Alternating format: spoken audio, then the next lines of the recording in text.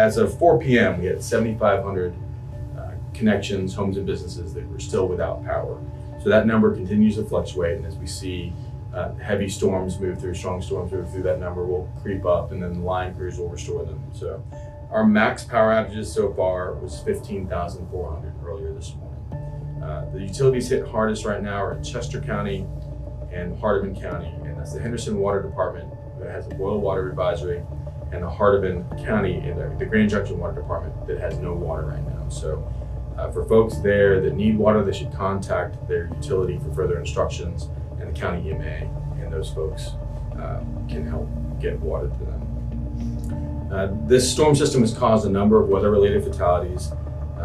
We have confirmed with the Tennessee Department of Health now that we have 5 weather-related fatalities, so 1 each in Carroll, McNairy, and Obion counties, and 2 in Fayette County. We do have the sense there will be more, and just know that our reporting is deliberate.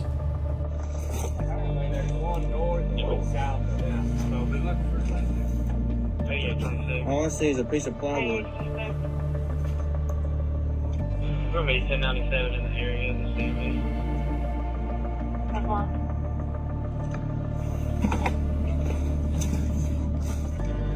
Yeah, we broke it.